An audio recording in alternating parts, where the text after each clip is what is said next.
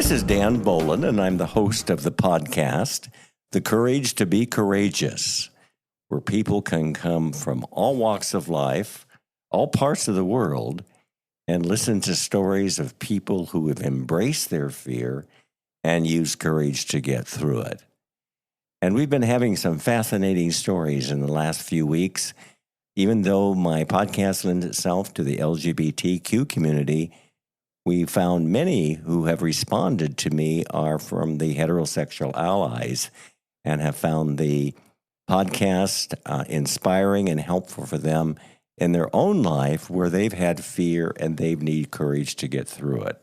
So I want to welcome my heterosexual allies there, as well as the LGBT community, to be with us on our podcast. We're going to have some exciting podcasts in the next few weeks ahead, and I'm looking forward to having you join me on this program as well.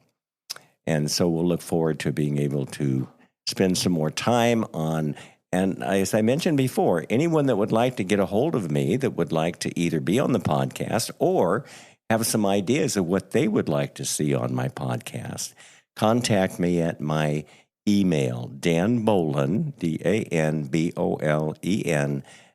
@cox.net. And I would love to hear from you, because this is a podcast for the inclusion of all people. And so I look forward to being able to have you on the podcast and some of the ideas that you would like to see and like what you would like to hear about as well. I think we have a great guest today. I've actually known Sage for a while, and his husband, Andy. Now, Sage, I'm going to see if I pronounce this right. Sage Jaurequi. That's right, yes. I did. I got it right. You did. Amazing. It is. And I'm going to spell the name, because when I do the little prelude on this, or write up the little prelude, people are going to be wondering, how do you get Jaurequi out of that? It's Jaurequi. Yes. Did I get that correctly? You did, yes. Yes. And I'm so privileged to have Sage with me. He's of Hispanic descent, which we're going to talk about that. Tell us a little bit about your education and your background there, Sage. I have a master's in marriage and family therapy. I'm currently a marriage and family therapist in Phoenix. I predominantly do couples therapy. So I have my master's, and I have a bachelor's degree from Arizona State in family studies and human development. Excellent. Very good. Well, that certainly is helping a lot of people in what you're doing as well, and doing the family counseling as well. I'm hoping. Yes. In fact, I think you're a graduate of Alliant University? Alliant, yeah. Alliant. I always say that wrong. Alliant University. And I think they're well known worldwide, aren't they? Or internationally, or nationally at least, for being the top producer of counseling. Is that correct?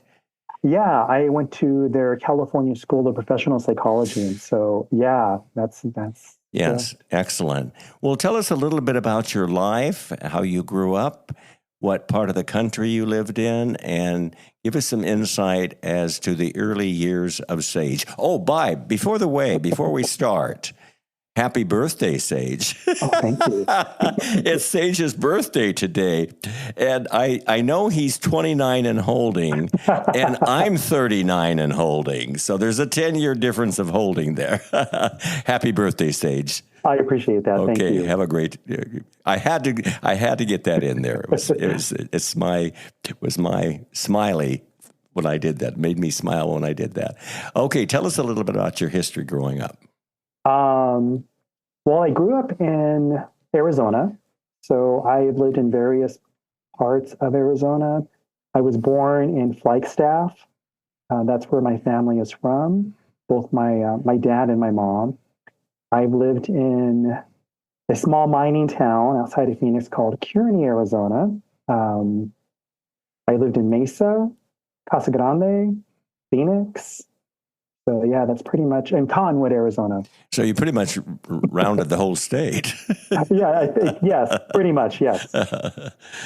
So tell us a bit like what life was like, and when you knew that you were different, not necessarily at the time knowing it was gay, but you knew you were different. Give us some history on that.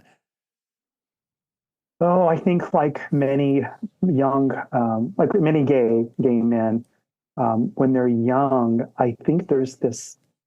I was speaking for myself. People that I've talked to have also shared similar stories of just knowing they weren't like the other boys. I don't know if that makes sense. I Different. grew up. I had two brothers, Mm-hmm. and so early on, I knew that I was not like them. I was not a rough and tumble boy.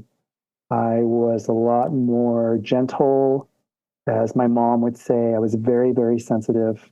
Um, like so sensitive that even up until 8, 9, 10 years old, I could cry at the drop of a hat. I mean, just everything just affected me Mm-hmm. in a different way. Never wanted to play sports. I never really wanted to be, a fighter, like fight and wrestle. So those were indications that I was not a normal boy. In addition to my fascination with dolls, Mm-hmm. Barbie, Mm-hmm. Mm-hmm. And Cabbage Patch. and Cabbage Patch. That's one of my trauma stories. I think I told you that. And I know you mentioned to me in the prelude we did that you were Yeah. ashamed of being different. Yes, when I started getting signals from my environment, my family, the neighbors, school systems, I started getting these repeating signals that there was something. I will say the word. There was something wrong with me. So that was when I realized, okay, I think there's something wrong. Yes.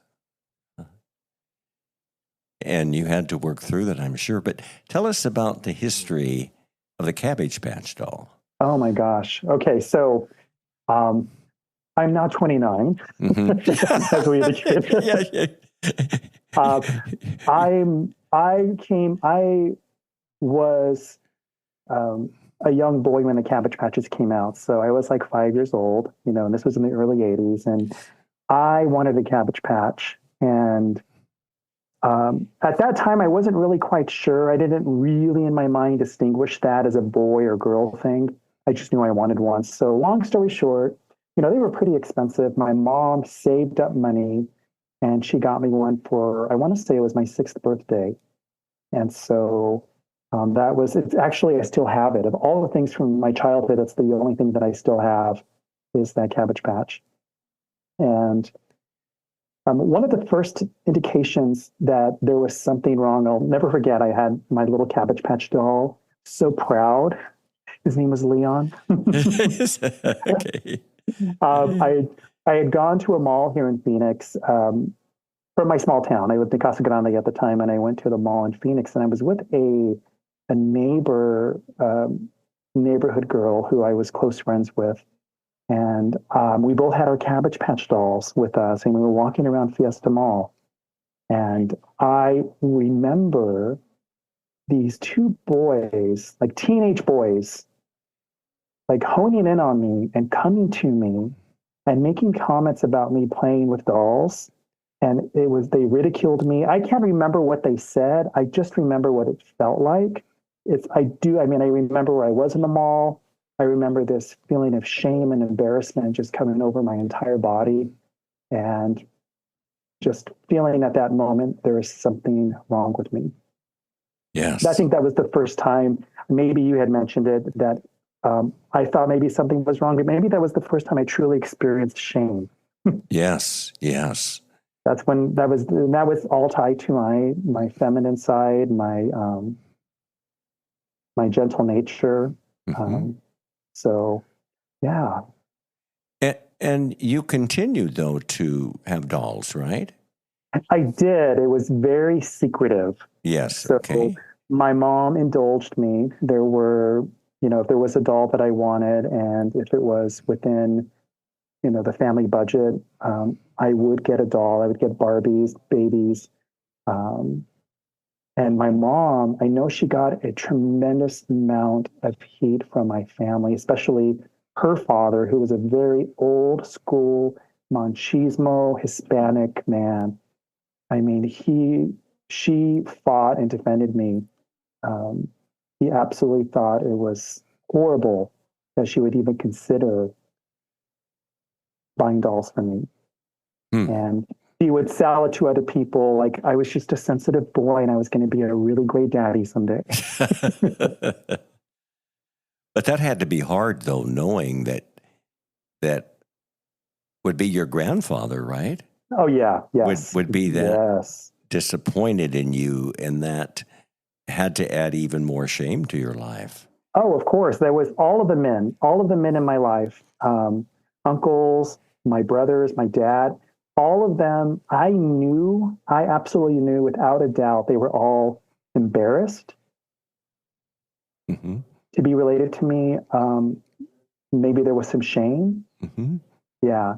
I mean, it was very explicitly stated, that it was embarrassing for me to dolls.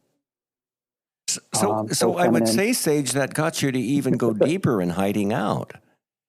Deeper that you don't want to necessarily come out as gay because there was so much animosity to who you were.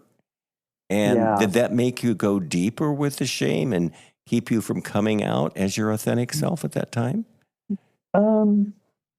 When this all happened, I was just a little boy. I don't even know if I knew I was. I just knew that I was different. There was something about men that I liked, that I wanted to be around men, especially men that were kind to me. And it was obviously when you're a child, it's never sexual. It was just something that I don't know. But I wasn't gay. I didn't know what gay was. Right. And it wasn't until, I would say early adolescent, when I realized and I knew what homosexuality was. And all of it was so bad. It was so bad. I mean, it was at the height of the AIDS crises where, you'd go to the supermarket and there would be a publication on some celebrity that died of AIDS, or in the news articles, in the newspaper, it was just all these gay men were dying of AIDS. And so that had to be hard for you to hear that and see that.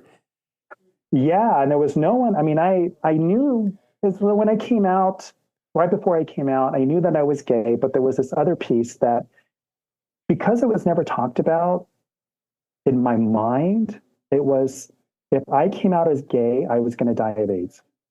And that was that was my little brain making like this meaning making with what homosexuality was. It was a punishment from God. And so if I came out as gay, or if I was gay, I would be dead. Wow. That had to be tough to think. Yeah. So it was you created that in your own mind. Well, because no one talked to me about it. Yeah. And what you see in the news media is how you processed it. Absolutely. Yeah. I believe you had two brothers, and I think an older one and a younger one. You mentioned to me that you felt your older brother brutalized you. Yeah. Tell me what you mean by that. It was, again, going back. At first, it probably stemmed from more of the sibling position. He was the only child for the first 5 years. He was the first grandchild. He was treated almost like a prince, if you will, especially in Hispanic culture. He was seen in high regard, being a boy and being the first. And so when I came along, I think that disrupted his reign as the prince. And so there was an immediate disliking towards me, and it never went away. And it was amplified. It was amplified with who I was. It was this idea that I was feminine, gentle. I played with Barbies and baby dolls. I played with all the girls in my neighborhood. He was relentless. He would torment me on a daily basis. Wow. Yeah. Yeah. Physical. It was the emotional part with the teasing, but there was a lot of physical abuse as well. Did that keep you to go more inward, even though they recognized you had feminine traits? You hadn't come out to him as gay. No. But with that brutality coming toward you, and did that make you go even deeper with keeping what your secret was? There was, but it was also, the worst part was I couldn't hide it. Yeah. I couldn't hide it. Like Yeah. I remember even my voice. I remember I was made fun of at school because people would say over and over again, "You sound like a girl." Mm-hmm. I would call my mom. We'd check in after I got out of school. We were latchkey kids.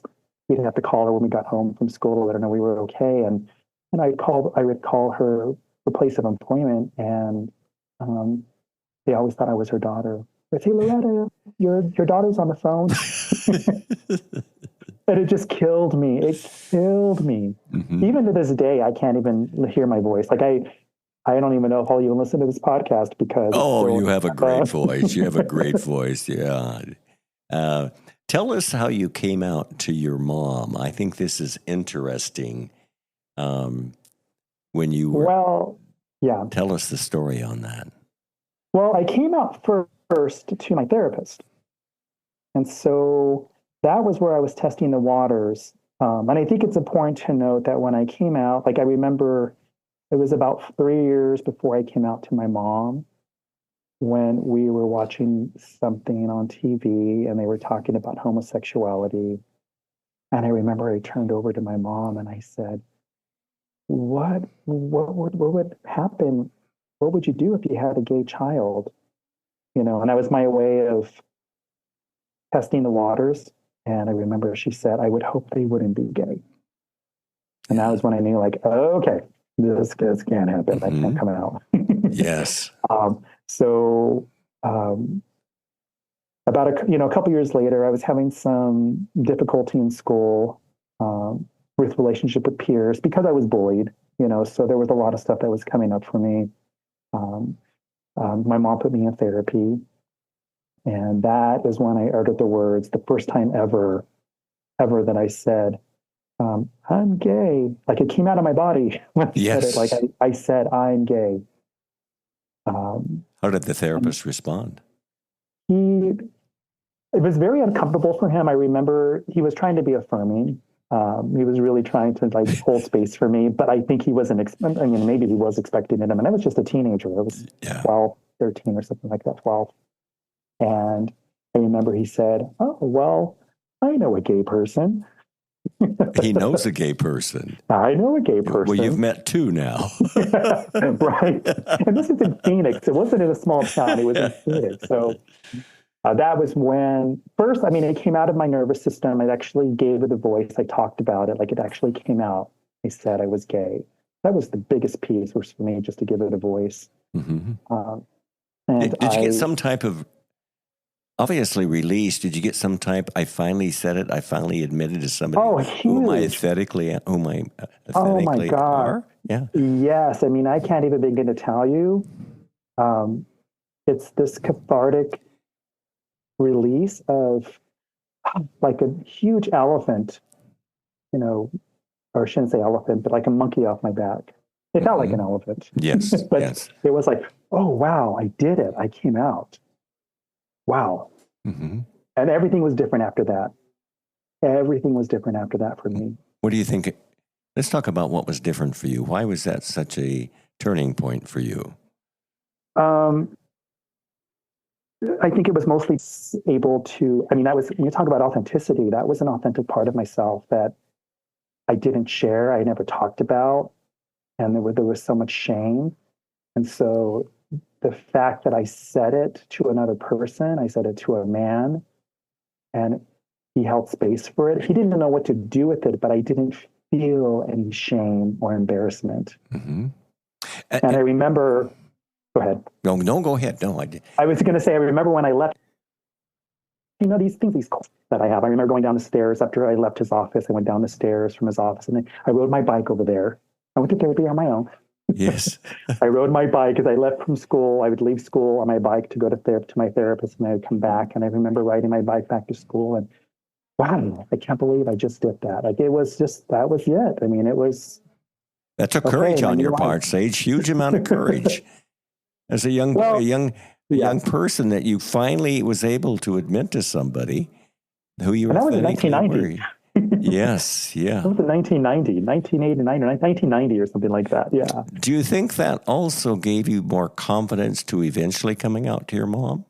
Yes. So I came out to my mom. I want to say it was probably a year and a half or so, maybe 2 years after that. Mm-hmm. I think you mentioned when you Yeah. were 14 years old. Yeah, it was about a year or so. Yeah, I came out after that. And tell us her response. Well, it was a little nerve wracking when I told her, and I had said, I think I told her, I think I'm gay. I didn't say I am. I went in there with some, how would you describe it when you say I think as opposed not being so definitive? Mm-hmm. I was just maybe testing the waters, and I said, I think I'm gay. And she replied, are you sure you're not bisexual? Do you think that was easier for her to hear that than it was to hear the word gay? Probably. Uh-huh. Yeah. Mm-hmm. Like no one in my family can even utter the word gay. Even now, it's 2024. Yes. It is really hard for them to say gay. I don't think my dad's ever used the word gay, but my mom, yeah. It's interesting because you took the opportunity for courage again to come out to your mom, come out to your therapist, and now your mom. And again, that's got to give you some confidence in yourself more. And then I think this is what I find really interesting and intriguing. From then on into high school, you've developed a community. Tell us how that happened. I did. Tell us how that happened. I had some really wonderful supports. I mean, I had people in my life that were so affirming. And so it really allowed me to be authentic and kind of discover who I wanted. I think I have to say that we were all misfits. So that was really the best part, is that we all were marginalized. We were people of color, low income. Yeah. And so obviously, coming from that, that's a trauma all in and of itself. Right. That we all went through that process together. And the best part of my group is not only were we all affirming and we were just really super close, is that in spite of all of that, I can say this, we never did drugs. We never partaked in that. We were just weird, misfit kids. Like just weird. Yeah, weird.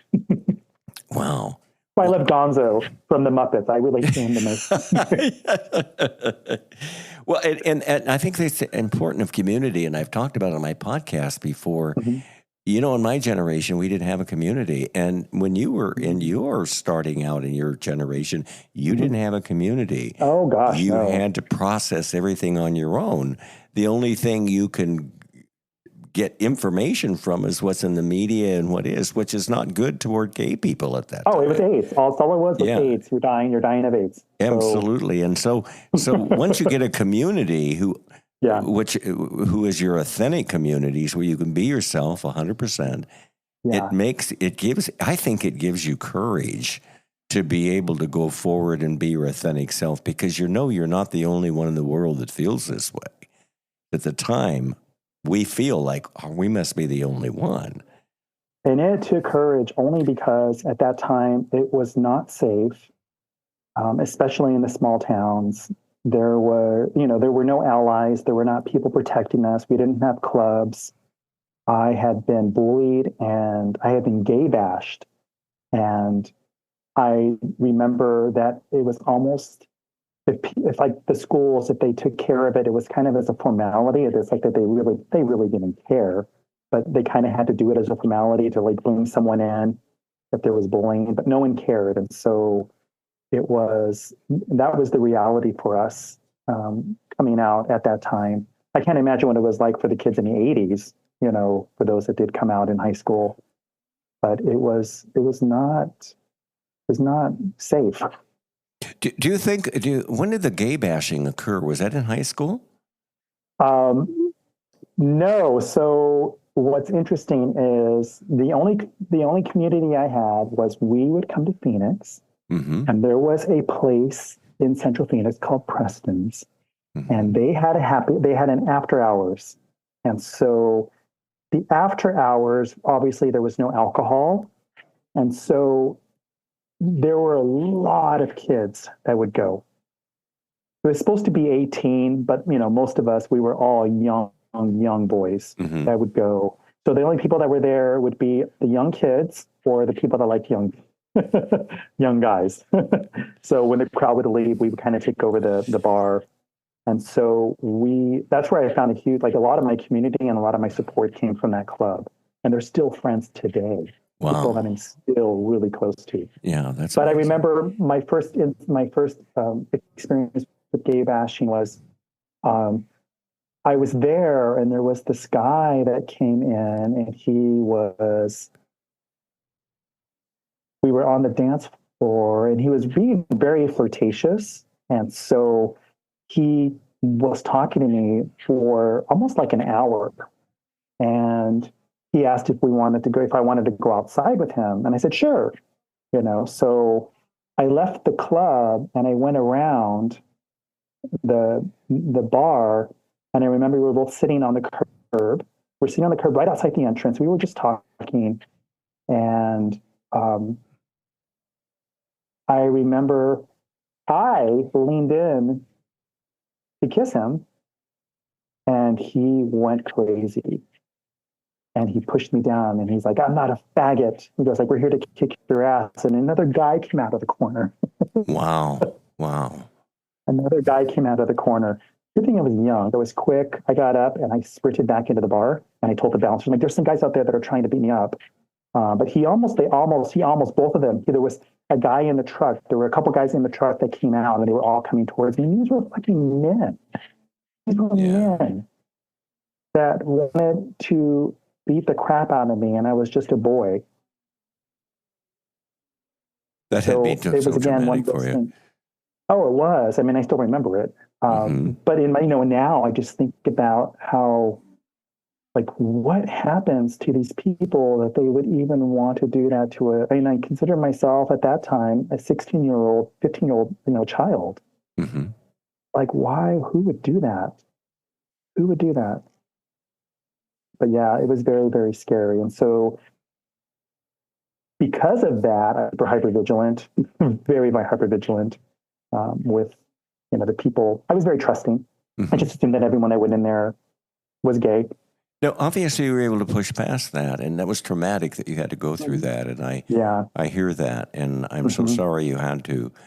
But you've pushed forward and you moved past that. Now, your mom and dad, I think, divorced when you were, just maybe 4 or 5 years old? Yes. But you did come out to your dad. And I think you made an interesting comment. Don't ask, don't tell. Tell us what that means. Right. My dad we have never, ever talked about homosexuality, being gay.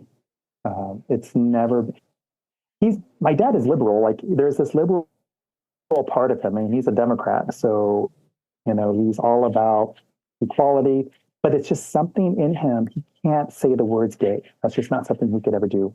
He always talks about my spouse, how is he doing? But there's something in him that prevents him from talking about, homosexuality, gay, and that's fine. He's not. It's for him. I don't think it's a big deal, but it is definitely don't ask, don't tell. Like when I was in my 20s before I met Andy, it was never. He never asked if I was dating anyone, if there was anyone special in my life. It was never, ever brought up, ever. So, excellent. I think that's sad. Even today, your dad's still alive, and you still have association. He still doesn't use the word gay, correct? No. Okay. No. But do you think he's accepting of you and your husband? Oh yeah. I feel that genuinely now. But he's older now. He's 70, 78, and he's done a lot of reflection on his life. And I think as he looks back on, who I am and who my husband is, I think that changes the way people view things. They let go of old beliefs. Yes. Yeah, and sometimes it takes a while for us to let go of those. Yeah. A long time as well. Yeah, totally. He's an old school Catholic Mexican, so. Sage, I want to talk about being a minority and being gay of the Hispanic culture. Yeah. There's always a cultural component there. And obviously, always. And let's talk about that, because we're going to have some minorities listening to this podcast, and you have a cultural component. Explain what that is when you're gay and Hispanic, or gay and not the majority, how that affects you and how you see your life, and how do you respond to that? I would just like to start with, for me, as a therapist, we use the term intersectionality, and that all of these parts of us that make up who we are, but also our experiences because of these different identities and how they intersect. So for me, and what I have found to be one of the most important aspects of the therapeutic process is when I'm working with people of color, marginalized groups, asking them, giving the voice, like, what was it like for you to be a gay man in Phoenix, Arizona, or in Salt Lake City, Utah? What was it like for you to be a Black man in LA or Texas, or even if you're gay? There is a story there that people do not talk about. And when you ask those questions, the storytelling that takes place, and it makes sense from a therapeutic standpoint of like why they view the world the way they do and how they view themselves. So the tricky part with talking about this is that when we talk about the racial, ethnic component to our identities, I think right now, especially 2024, I would say that people would be quick to gaslight and say, oh, things aren't like that anymore. It's all in your head. But it still impacts it's who still we are as there. identity. It is still there. Absolutely. And so for me, my earliest memories, I remember, for one, being, hello, you're a gay man, right? So you see what we see and what's fed out there, whether it's in, publications, pornography.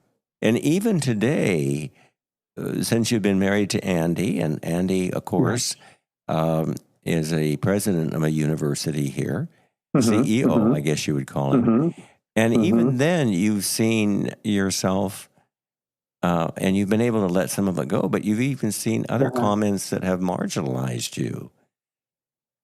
Yeah, I think it's just kind of part of the reality. When we talk about implicit bias, and I use the term implicit bias because I don't think people ever intentionally want to say anything that's going to be hurtful. It's this idea that when they see the two of us together, that somehow I am maybe not so much now, that I'm 46, but when I was younger, like the boy toy, or I don't know, however you would want to describe it, trophy boyfriend. I don't know. I mean, these are just that the piece where when we look at couples where one is older and white, and then you have a younger Hispanic or Asian or Black, there's some sort of narrative that goes with that.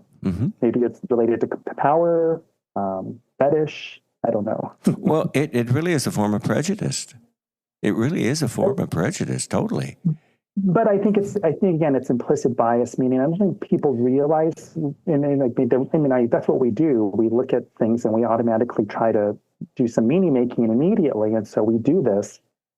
But I think for me, personally speaking, I do know that I experienced it coming out. I experienced it in my 20s where, people would say things like, I only date Latin guys.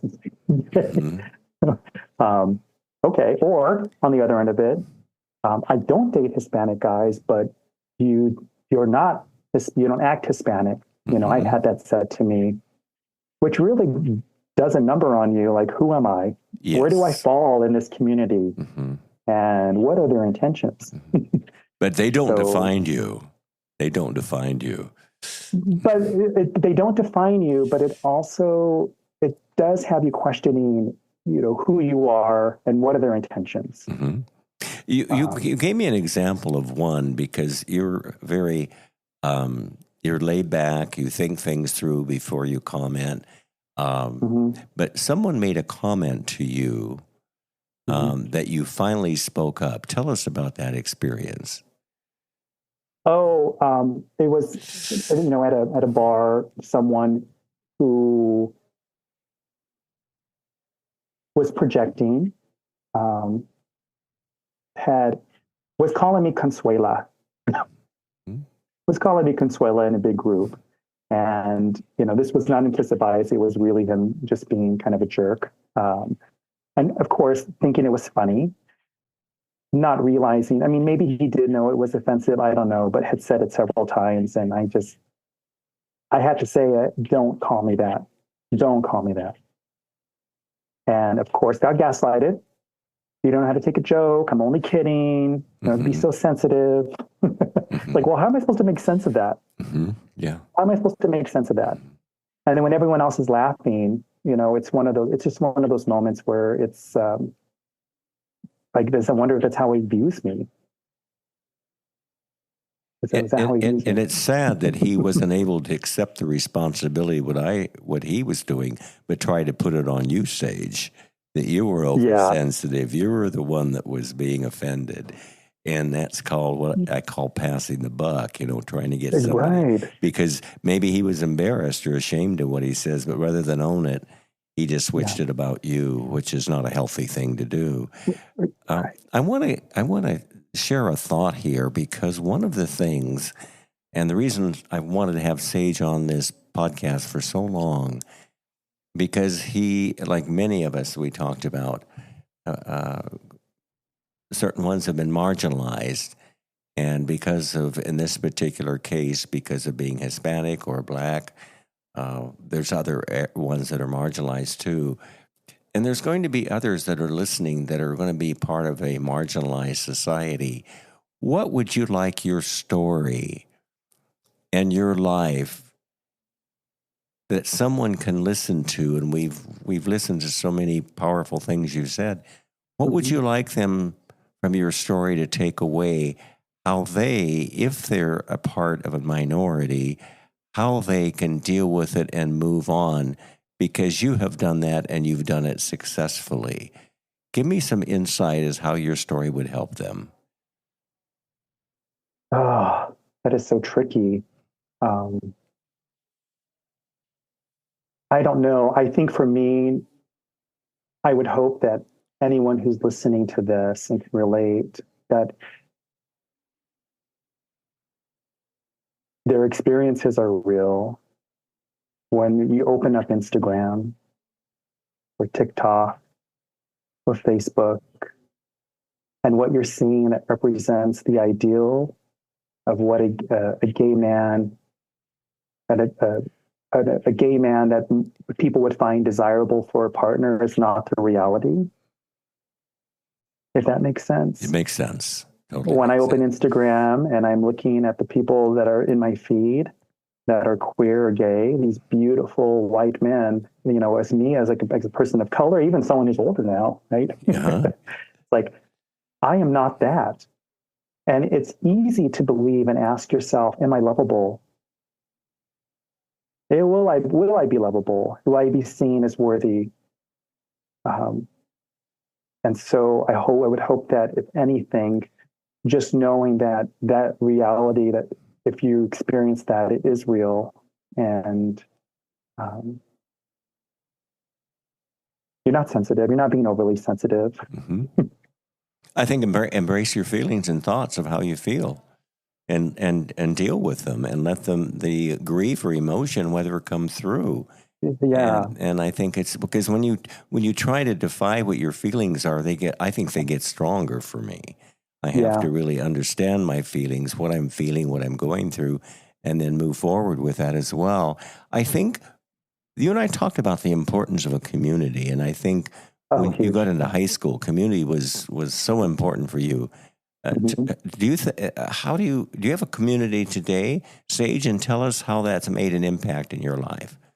Oh, I have so many different people in my life that I have met from my time being a flight attendant. People within the therapy world that I have created bonds with. My original tribe from high school, longtime friends. I have such a diverse community, truly, truly diverse community. And they have really helped me, mostly because of the acceptance of who I am.